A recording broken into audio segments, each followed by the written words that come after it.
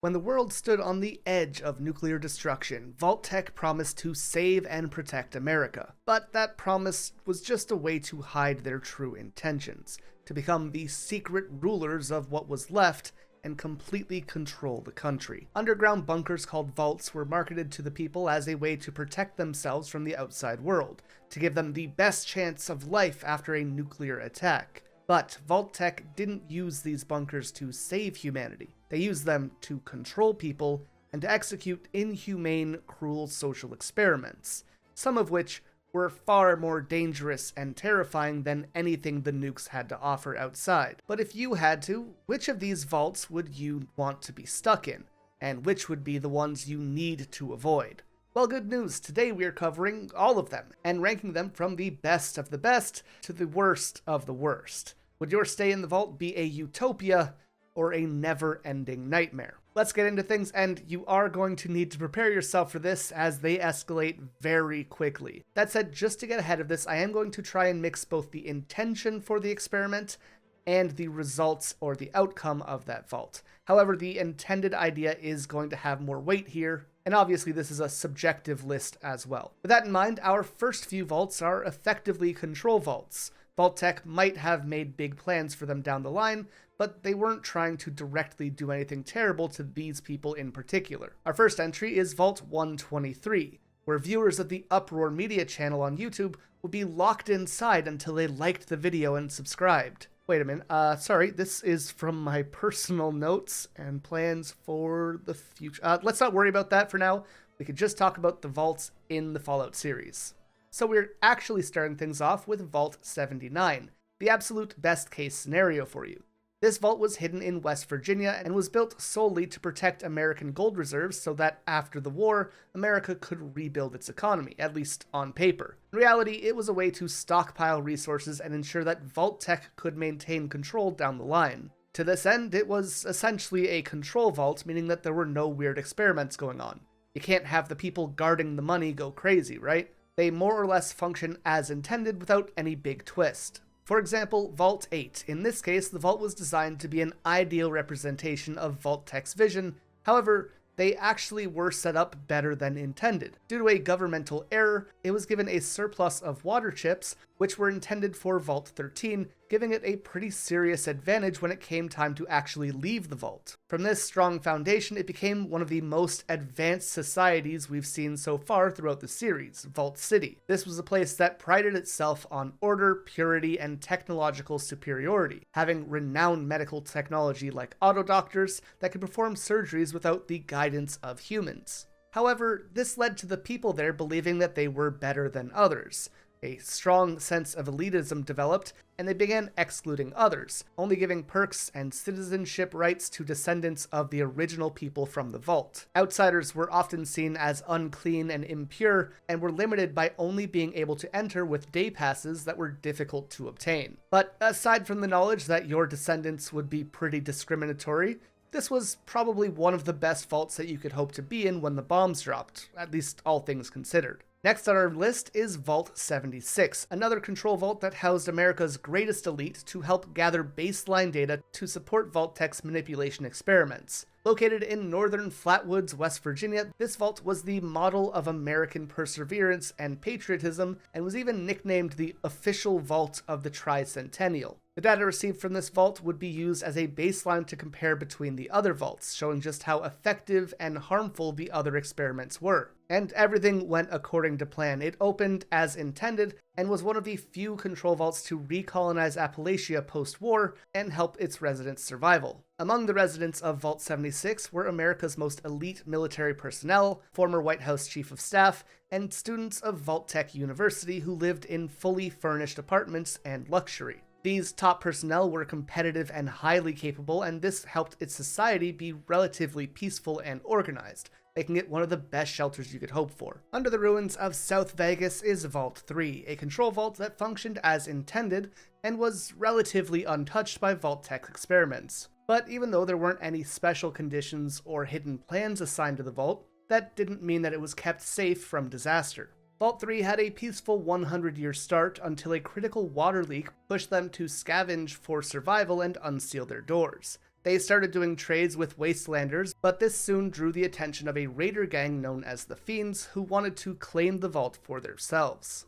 They attacked and killed the residents, and it was taken over by the warlord Motor Runner. The vault became Fiends' territory, and the gang grew stronger and more aggressive, and soon became a major threat to the NCR and anyone else in the Mojave. Notably, this vault wasn't intended to be terrible, it was just the victim of circumstance, so while it did end up getting disastrous, that wasn't by design, so it's going to be higher on this list here. The next vault was hidden underneath the Malden Middle School in Massachusetts. Vault 75 promised safety for families from the nuclear fallout of the war, but was actually one of Vault-Tec's most disturbing projects. Upon entering the vault, every adult was executed, leaving only their children inside. These kids were then isolated and raised by scientists in hope of producing a perfect super soldier through selective breeding and genetic manipulation. The children were raised to fear the outside world, the up-top land, and everything about them was studied heavily. Their diet, their intelligence, and their physical ability were all noted and used as data points in this eugenics program. When the Vault Dwellers became of age, they were put into different categories. Those who were weak but intelligent were made into scientists who would continue researching the next generation of children.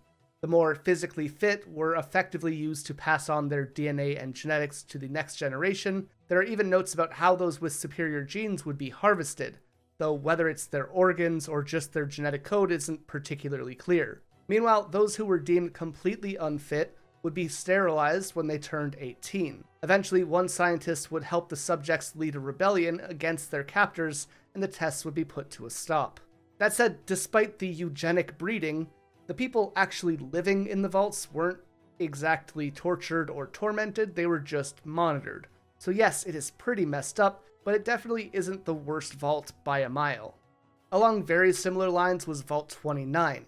This was designed to only be populated by children. When the doors closed, everyone inside was 15 or younger, while their parents were either redirected to other vaults or conveniently died of health conditions soon after arriving. Instead of a human overseer, Vault 29 was ran by a Zax AI that was programmed to raise the children from birth. With the help of robotic caretakers, the Zax would teach them, shape them, and prepare them to rebuild society once they came of age. This group was supposed to be humanity's clean slate, a whole generation untouched by the mistakes of the old world. However, another AI, Diana, who had once been a human scientist herself, saw what was happening and decided to intervene. She found the idea of using children as test subjects to be disgusting, so when the Great War began, she hijacked the vault remotely and took over its systems. Over the next few decades, Diana consistently affected the experiment. Each year, she sent out robots under the pretense of testing outside conditions, but really, they were preparing a settlement called Twin Mothers, where the children could live once they left the vault. When the doors finally opened, the young inhabitants stepped into a ready-made village, believing that it was some kind of miracle. Now, Vault 75 and 29 I think are pretty interchangeable here. I think that 75, despite the eugenics purpose, might have been a little bit better to actually live in, as you did have scientists who gave a human element at least, whereas the children raised by Zax mostly had a robotic influence in their life. Either way, they are pretty similar in general. Vault Zero had a pretty different purpose than the other control vaults. It was to be the ultimate control and house the best minds of the pre-war United States, such as scientists, military leaders, engineers, and politicians. This was to preserve their elite and later rebuild society in Vault-Tec's image. The minds of these elites were then connected to a supercomputer that became an AI system called the Calculator. I'm telling you, they got a guy's brain in that thing. You're drunk. Am I? Yes. Huh. This system managed resources and executed post-war protocols, but things didn't go as planned. This fusion of technology and human minds became unstable, and the AI quickly turned into a cold, calculated machine that lost its humanity. Instead of overseeing the rebirth of society, it wanted to optimize society. It used its resources and a robotic army to gain control and wage war on anyone who opposed it. It became a vault that used the very minds that it was supposed to protect as tools of oppression that could be used to take over anything within reach. Vault 1, on the other hand, was located in the Great Midwest Commonwealth and was one of the earliest vaults constructed, though it was never actually finished. When the residents arrived after the bombs fell during the Great War, they were met with countless problems.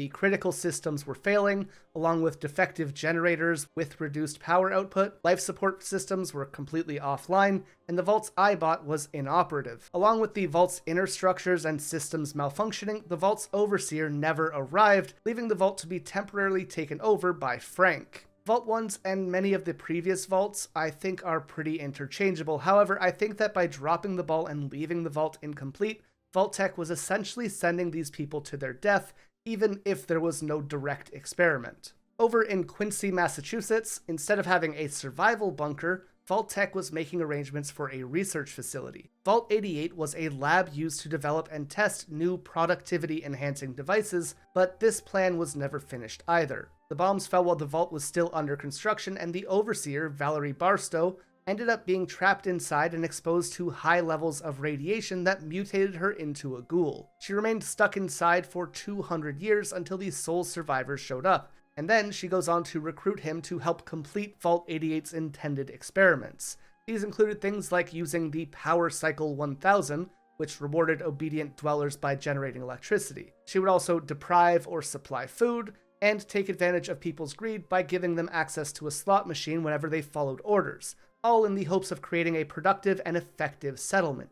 In general, though, this one wasn't intended to be bad, and more was about studying human behavior and learning how to manipulate people through their basic needs to make them more efficient. Not great, but also no worse than just having a normal 9 to 5, I think. Next up, we have a trio of vaults, being 31, 32, and 33. These 3 vaults were interconnected shelters that would thrive together in a rare vision of unity within the vault system. But of course, this was all set up by Vault-Tec to manipulate and control people. The project was created by Bud Askins, a Vault-Tec executive that wanted to ensure his company's influence would last through the wreckage of the war.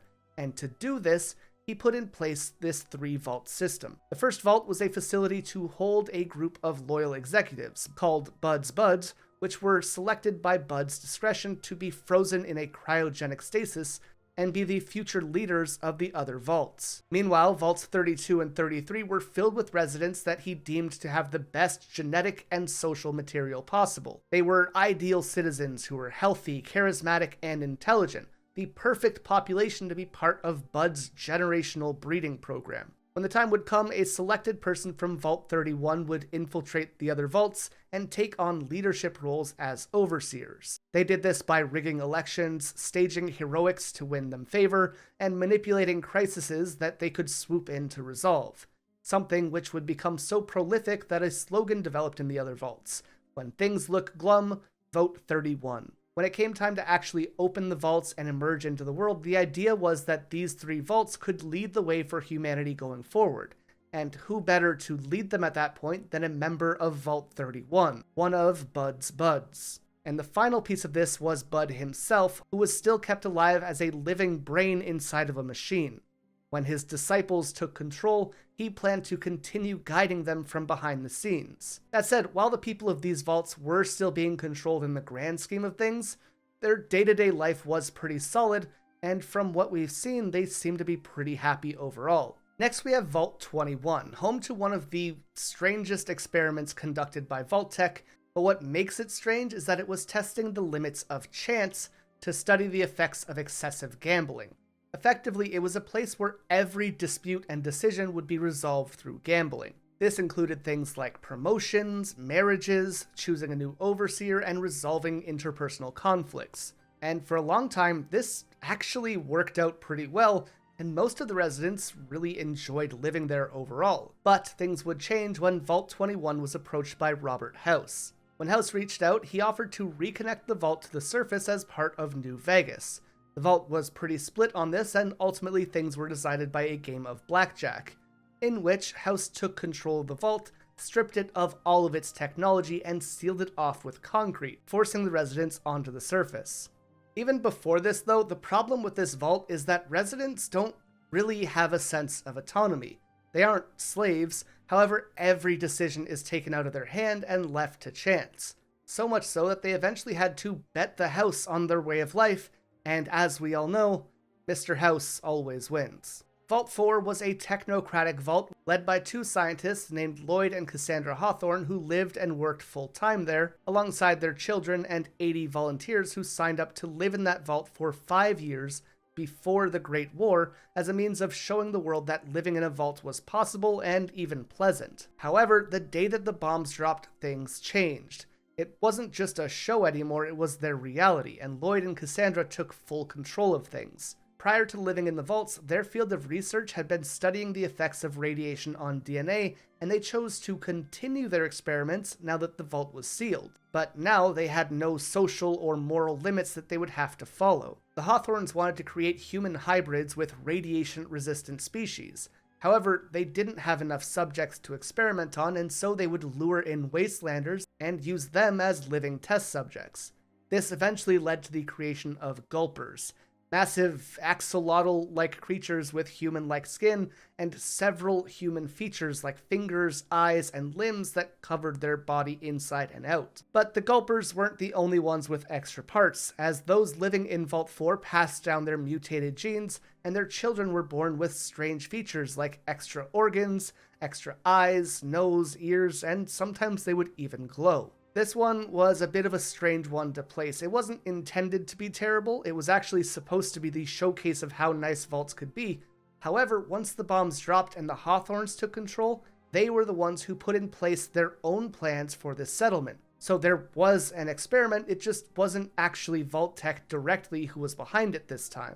With that in mind though, that was the last of the more or less control vaults, and now we are officially getting to the vaults intended to prey upon their inhabitants. The first of which is Vault 84, which was sealed with minimal contact to the outside world, outside of having a supply line of resources provided by Vault 109 until that one was destroyed. This was a pretty simple vault, with the only condition being that once per year, they had to hold a vote to exile a single resident that they deemed to be the most dangerous. While this did instill some level of fear, it was also extremely effective in keeping the Vault Dwellers obedient and peaceful in hopes of being allowed to stay. Conflict, violence, and crime were extremely low here, and in general it made this vault a pretty decent place to live, though obviously it could feel very restrictive as well. Even so, it probably beats living on the wasteland. Vault 11 was actually a twist of Vault 84, and was designed to test the boundaries of its subjects' compassion and self-preservation again through a system of votes. After being sealed inside, the residents were told that they would need to annually sacrifice one of their own, or everyone would be killed instead. The Vault Dwellers were hesitant at first, but eventually came up with an electoral system. Basically, the Vault would vote for a new overseer each year, and at the end of their term, that person would be executed. However, as time passed, this choice became corrupted, and it started to be a way to control people, making the sacrifice a method of eliminating rivals and opposition until there were only 5 survivors remaining. At this point, the survivors were so filled with guilt and desperation for things to end that they decided to not offer a sacrifice and just accept their execution as a group. But upon telling the Vault's computer their choice, the truth of the Vault was revealed and the doors were unsealed, with each of the survivors being rewarded for their compassion by being given their freedom. It had all just been a test that they could have ended at any point, and 4 of the 5 survivors couldn't cope with the weight of their past and chose to end their own lives anyways. This vault was objectively terrible, but the actual living conditions of the vault in the day-to-day life were not otherwise affected, and there was no actual enforcement of the rule. It was just a lie that all of the inhabitants believed on the first day. So yes, mentally it's pretty brutal, but I think overall it should be one of the lower ones on this list. And our next 2 are kind of similar to this. Starting with Lucky Vault 13, which was built to ensure that its population would be kept in isolation for decades, experimenting with the long-term effects of isolation on a society. Eventually the experiment started to go off course though due to a water chip failing, and forces the inhabitants to open the doors to survive. But even if the vault didn't go exactly as Vault-Tec initially planned, the people inside were still being manipulated and had to fight a system intended to keep them inside and an overseer that followed their protocol. They weren't allowed to venture out and were forced to stay isolated even with their water system failing. Similarly, we have Vault 101, a more extreme version of Vault 13, as it was specifically designed to never be opened. Those living inside the vault were told that the outside world had been completely destroyed and that only the world within the vault remained, which fostered the mantra, "We are born in the vault, we live in the vault, and we die in the vault." This was put in place to see how people would react to this idea and to see what kind of society would develop when there was no hope of ever leaving. And like Vault 11, it was a society built around this idea of a lie. Over time, a dictatorship arose in the vault, and in the early years, overseers were put in place by Vault-Tec and strictly forbid anyone from even talking about the outside world or the idea of leaving. As the decades passed, the very idea of an outside world became muddled and unclear until all anyone knew was the vault. This place was built on the idea of a lie being enforced,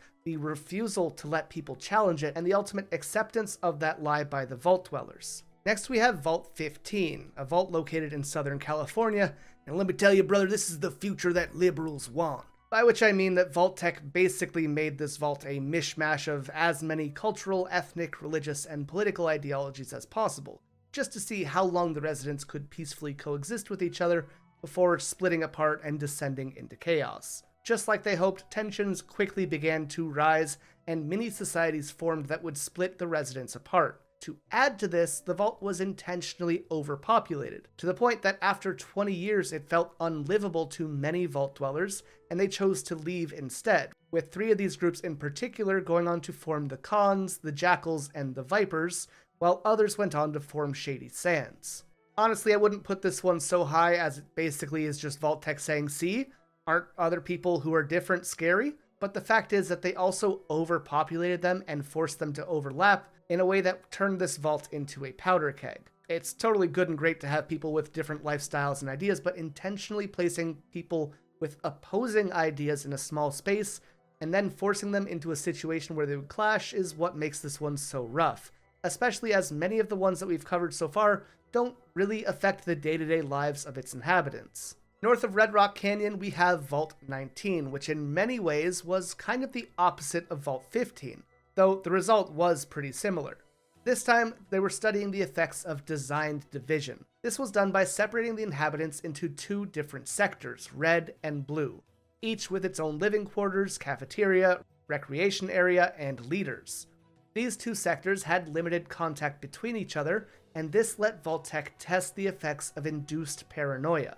The people of these 2 sectors were subjected to hidden disturbances constantly, like blinking lights, subliminal messages, and high-pitched frequencies, hoping to induce psychosis and aggression. We don't know exactly what ended up happening here, however the vaults ended up being inhabited by the powder gangers with no sign of the original vault dwellers. Vault 22 was more corrupted than manipulated. It was used as an agricultural research facility with the main goal of successfully modifying crops so that they could resist and thrive under post-apocalyptic conditions and allow them to grow without sunlight. This was all to ensure that the food supply could be rebuilt and aid in humanity's survival, but while this seems like altruism, the real purpose is that Vault-Tec could have a foothold to dominate civilization by controlling access to food. This project was piloted by Big Mountain, a scientific think tank that was known for ignoring ethics and crossing boundaries, which was exactly the kind of depraved attitude that Vault-Tec was looking for.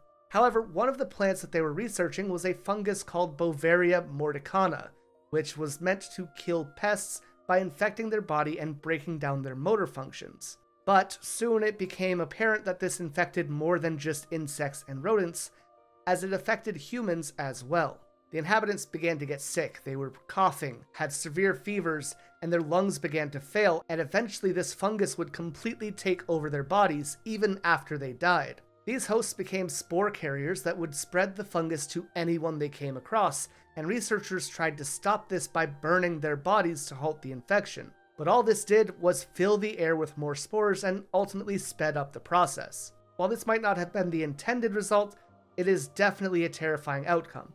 I mean, it's literally the plot to The Last of Us, right? Vault 36 was an example of where Vault-Tec was just going out of their way to make people miserable just for the sake of it. The food system in the settlement would only make gray, thin, watery, and tasteless gruel-like food. While it would give them enough nutrition to get by, Vault-Tec just wanted to see what would happen to a group of people who had one of life's simple pleasures taken away. That's it. It's a pretty simple one, but admittedly I imagine it would get pretty exhausting to eat the same bad food every day. And that brings us to Vault 42, which is pretty similar to Vault 36. However, rather than depriving people of variety and flavor of food, this vault was about taking away people's ability to see. Though again, just as those people in Vault 36 were technically given food, those in Vault 42 were technically given light. However, this vault was equipped with light bulbs with no more than 40 watts, around half the brightness of an average light bulb, basically giving people just enough light to function, but nothing more than that. This is just another example of Vault-Tec intentionally messing with people just to see what would happen. Like the Gruul Vault though, this one isn't particularly brutal, but it is a constant strain on day-to-day life. Continuing on the track of the vaults designed to just kind of be a bother is Vault 53, which was designed to annoy and frustrate its inhabitants on a regular basis. I wouldn't say this is worse in the grand scheme of things, but the intention is certainly more malicious. This vault was created in such a way that every few months the equipment and tools would malfunction, break, or fail. Water purifiers, oxygen pumps, everything and anything would break down after a few months, and the vault dwellers would need to take the time to fix them. Vault-Tec basically wanted to test what would happen to a group of people who were plagued by constant inconveniences to find exactly how much stress and frustration they could deal with. Our next ranking is actually a pair of vaults, 55 and 56, which were made nearly identically. 55 wanted to see what would happen to the human mind without any form of entertainment. The people were sealed inside and trapped with nothing to distract, inspire, or entertain them in any way, shape, or form. Meanwhile, 56 had the exact same situation, except they were given films by a particularly unfunny comedian. Vault-Tec was trying to test which would lead to the collapse of society sooner: extreme, mind-numbing boredom, or unsatisfying entertainment. And their assumption was that those in Vault 56 would be more frustrated by bad content than those in Vault 55 with no content at all. And they were right. Now the last vault at this level is Vault 34, in which every resident was given unlimited and unrestricted access to a fully stocked armory. Guns became the symbol of pride, power, and status. However, eventually the Overseer thought this would become too dangerous and decided to lock down all of the weapons to protect the vault's inhabitants, ultimately sparking a rebellion. Those who felt that they had the right to bear arms headed north to settle in the Nelly Air Force Base, and their descendants became the Boomers, a tribe known for their explosive firepower. Meanwhile, the citizens that remained inside rioted, during which they damaged the vault's reactor and caused a radiation leak that twisted the survivors into ghouls. Now, I just feel like there's some kind of message or parallel to real life here, but it's just so subtle that it's hard to tell, you know? Alright, time for a big step up in severity as we reach Vault 51. This was created by Vault-Tec for the specific purpose of finding the perfect Overseer, and to accomplish this they used a Zax-class AI. 52 residents entered this vault, and Sergeant Baker was made Zax's assistant in helping it make a decision as they studied what it meant to be a good leader. Originally, things were meant to be decided through an election, but every candidate voted for themselves. Several other attempts were made, but the result was always the same, and eventually Zax decided it was pointless. Sergeant Baker mentioned that a leader is someone who could step up in a crisis, and that gave the machine an idea, so it began performing social experiments to evaluate everyone's ability to make decisions in crisis. Zax would fill them with paranoia and put them on edge to the point that they wanted to kill each other, and over time Zax's tests and challenges became more dangerous and drastic until those who survived worshipped it like a god. Even despite this though, the experiments would eventually result in the death of every human present, leaving Zax alone to continue his tests in an empty vault. The idea behind this vault wasn't too bad, it's literally just a machine meant to look for a good leader. However, it became so twisted and corrupted that the vault descended into brutal chaos and left no survivors. On to Vault 43, which is one of my favorites, but admittedly feels like Vault-Tec just kind of mad-libbed an experiment. This vault was home to 20 men, 10 women, and a panther. That's it, that's the whole experiment. What separates this from the test before is that there's no clear purpose. There's no real value in observing it, it's just chaos for chaos's sake. Would the humans band together to kill the panther, or would the Panther get the better of them? I somehow feel that Mr. House was behind this and it's part of some elaborate bet, but we'll never know. Vault 44 on the surface was pretty normal and seemed to be a control vault. However, it included a secret hidden research facility filled with dangerous mutated creatures that were being researched by a team of scientists. Each of these creatures were held in place with electric chains, but this ended up drawing in so much power that many of the main vault systems began to fail. Their main refrigerator stopped working, for example, which led to most of their food in the vault going to waste, and insects managed to enter as well, which infested the small supply of food that remained. And as such, every single inhabitant in the vault went on to starve. It's another example of the actual experiment not being directly tied to those in the vault. However, due to the poor planning of Vault-Tec, it became a literal death sentence. Next up, below Baskerville, California, we have Vault 12, which was advertised as having one of the most fleshed out systems of amenities for its residents. And this made it an extremely popular option for those looking to enlist in the Vault program. But while the living conditions inside the Vault might have been better than others, they came at a pretty massive cost. Vault-Tec was using this vault as a way of researching what prolonged exposure to radiation would do to people. And so the vault's door was designed with an intentional leak that allowed radiation to slowly seep inside without the vault dwellers themselves knowing. Vault-Tec wasn't counting on the survival of its inhabitants like it promised. It really wanted to collect data on the controlled suffering of its trapped victims as their minds and bodies were permanently warped. Residents started to change from exposure. Their skin rotted, their voices became terribly raspy, and they effectively became unable to die from old age, and so they were forced to suffer forever. They had become ghouls, a new branch of humanity, and those who remained in the vault founded the city of Necropolis, and were eventually taken over by a ghoul named Set. Meanwhile, those who lived around the vault learned to avoid this city of the dead. Following that, we have another pair of vaults with Vault 68 and 69, which were designed to mirror each other. And these two are extremely simple, but it's immediately clear how bad they would be. Vault 68 was set up to have 99 men and just 1 woman, while Vault 69 had 99 women and just 1 man. All just for Vault-Tec to see which gender would be able to control themselves more when locked in a confined space and no way to escape. There isn't really much to say on this one, as no useful or important data was really even gained from it. They just basically set people up to get assaulted and hoped to do so in the most hopeless way possible. Vault 63 was designed to be a research hub to develop advanced technology such as weather manipulation systems, guardian robots, and repurposed military tools that Vault-Tec could use to dominate the world after the war. Notably, this was a vault specifically meant to be run by Vault-Tec's board member Hugo Stoltz, and as such, there was no social experiment taking place here. However, the construction of this vault upset the locals of Dark Hollow Falls, who needed to be displaced so the vault could be made, and so Hugo promised them a place in the vault when the bombs dropped to appease them. But when the time actually came for people to enter the vault, Hugo sealed the door and refused to let them enter. Unfortunately for him, the vault was left unfinished by the time the bombs dropped, just like some of the previous ones, and so radiation slowly seeped inside and turned both Hugo's wife and brother into ghouls. Hugo eventually realized that using the weather machine could slow the symptoms of ghoulification, but it did have the side effect of turning them into something else.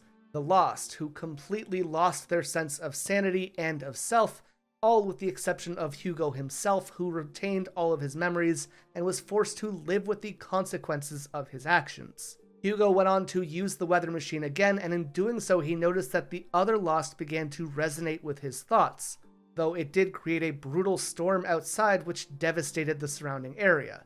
And now Hugo is trying to set things up to use that weather machine a third time to fully link himself with his family. Similar to Vault 44, which unintentionally lost power and went without food, Vault 27 was a place where people struggled to have enough. While vaults typically were designed to house up to 1,000 people, Vault-Tec doubled that here and forced 2,000 people to live in a cramped, overpopulated space with barely enough resources.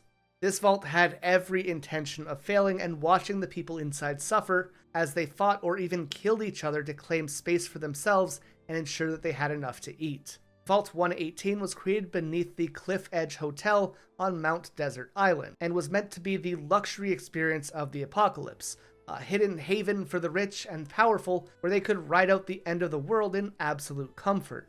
Officially, it was pitched as a social experiment to study class structure under pressure.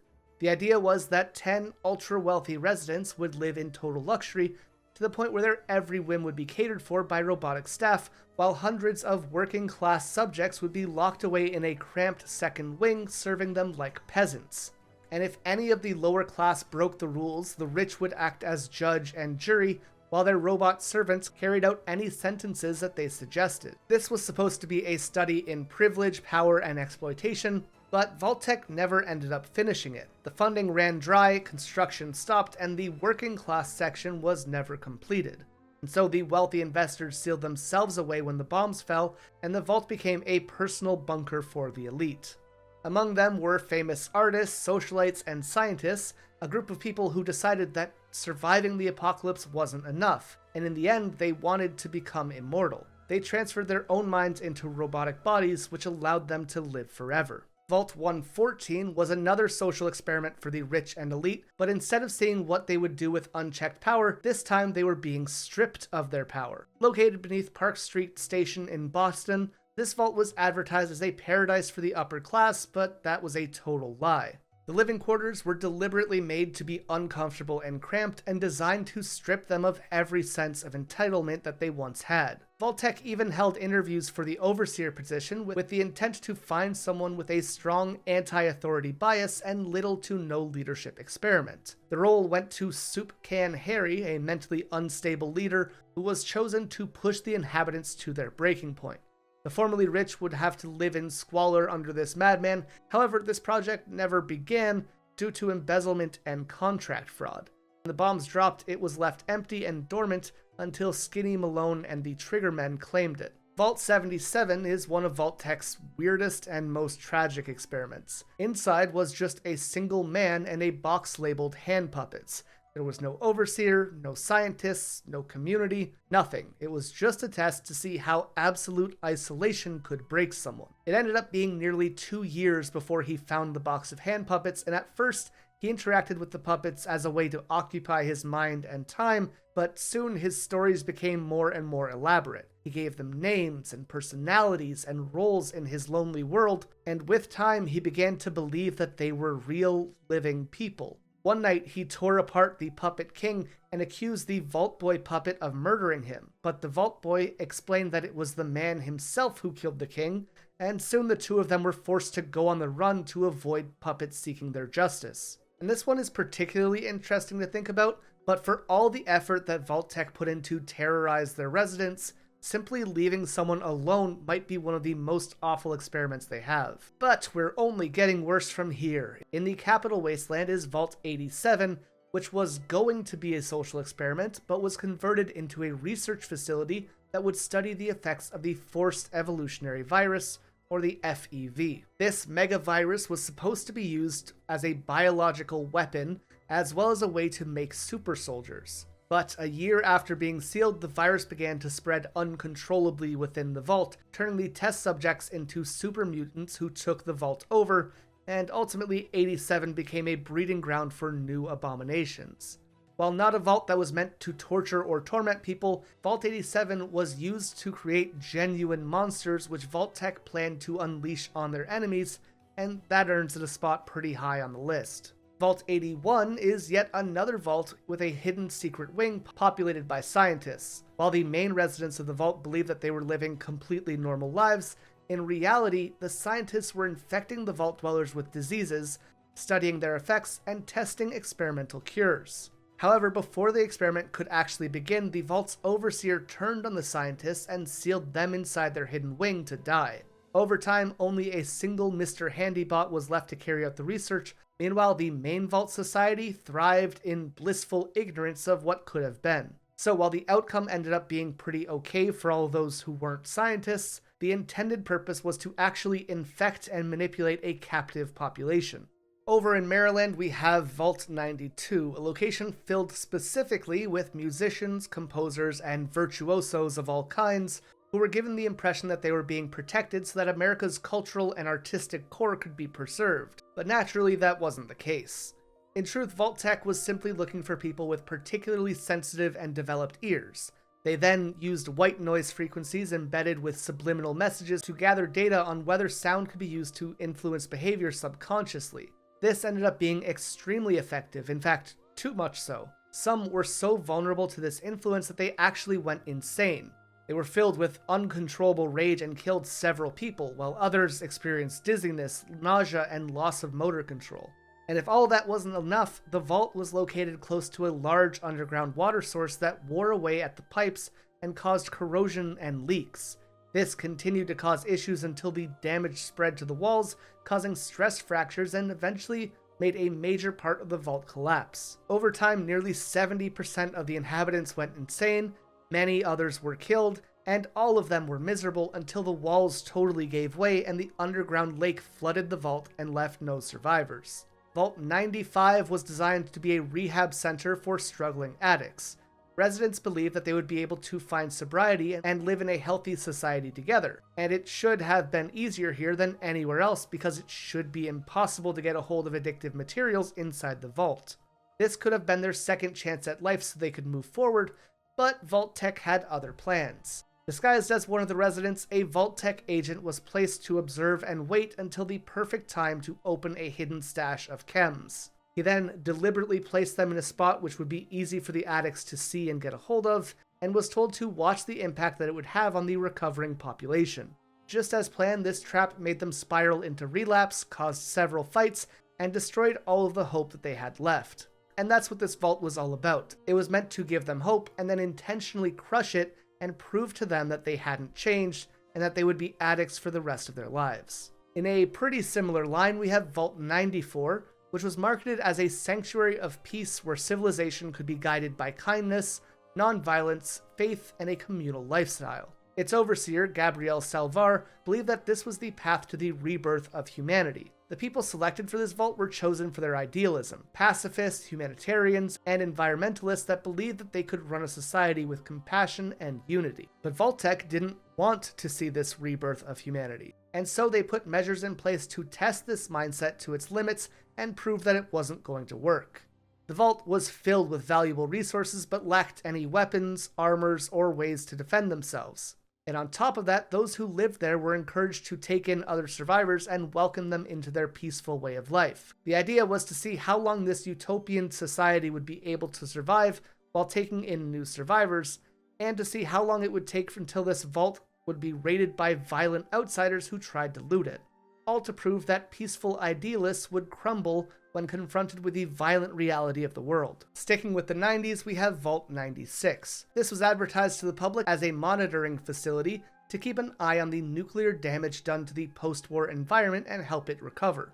But Vault 96 was actually intended to aid Vault-Tec's experimental genetic research. Mutant animals were stored in cryogenic chambers where the residents were forced to fulfill research quotas by an oppressive AI overseer. These quotas were so strict that failing to meet them meant death. Vault-Tec engineered this vault to show no mercy, and when the experiment was done, everyone who survived was to be terminated to keep data integrity. There was even a failsafe called Program Omega that would send a lethal toxin into the air to kill anyone left inside. There are many vaults where people were tormented and mentally tortured, but there are very few which involved forced labor and mandatory execution. There was no winning in this vault, and the residents were kept alive solely to work, and then killed when that work was done. On to Vault 111, which seemed like a normal control vault on the surface. However, as the bombs dropped, the residents were ushered inside chambers, being told that they were going to be decontaminated from the outside fallout. However, these were actually cryostasis pods that would trap these unsuspecting people so that they could be used as test subjects. Vault-Tec wanted to study the effects of prolonged cryonic stasis on the human body. The experiment was supposed to last about 180 days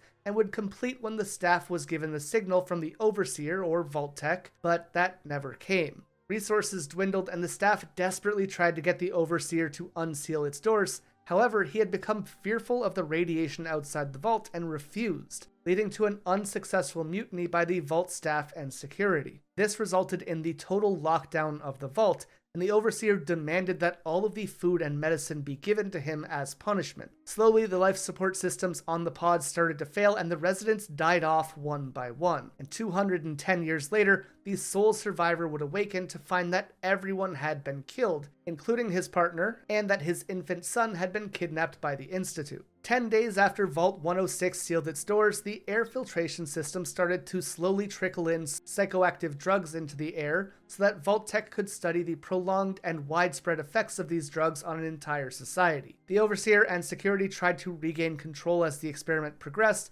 but it became increasingly difficult as more of this chemical flooded in. The Vault Dwellers started to hallucinate, had irregular mood swings, and developed full-blown paranoia. Any outsider who wandered in would fall victim to the drug's effects and started to lose track of reality as well, ultimately being left to wander the ruined bunker with the rest of the residents. This mass hysteria eventually led to the residents killing the Overseer, and the Vault fell into complete anarchy with no one left to control the experiment. Vault 108 was created to house 475 residents. However, the vital systems were deliberately designed to fail after 20 years. From the start, there wasn't enough staff assigned to run these systems, supposedly to be filled by an Overseer who was also chosen to fail them, as he had a terminal illness and was only expected to live for another 3 years. If this wasn't enough, hidden in the vault was a fully functional cloning lab. At first, the experiments were manageable, cloning the same resident, Gary, repeatedly. But things started to fall apart, with each new clone becoming more and more aggressive and unstable.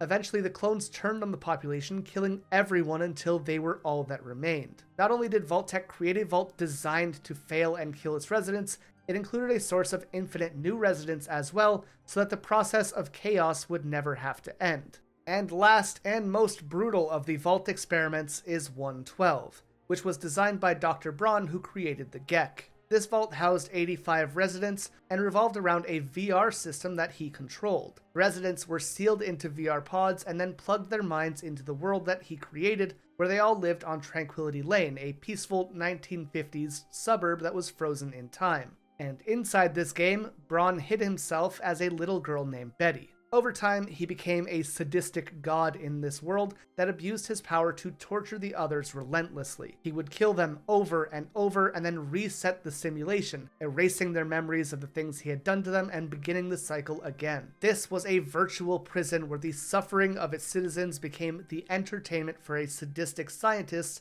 and there was no hope of his victims ever being saved. Many vaults were meant to torture or test residents. A handful of them were even meant to kill them, though usually there could at least be some kind of excuse or research being done that could be used to justify things, as bad of an excuse as that would be. But this is the only one in which the residents would be forced to suffer for eternity as they were killed over and over and over just because Braun thought it was fun. And that is why it is the worst of the worst that Vault-Tec had to offer. But what do you think? Which of these vaults is the worst? Let us know in the comments down below. If you enjoyed, remember to leave a like and subscribe for more content in the future. And if you want more gaming videos, check out our video on the entire Devil May Cry timeline. With all that being said, thank you all so much for watching. I will see you in the next one. I gotta get back to work on this vault on something completely unrelated.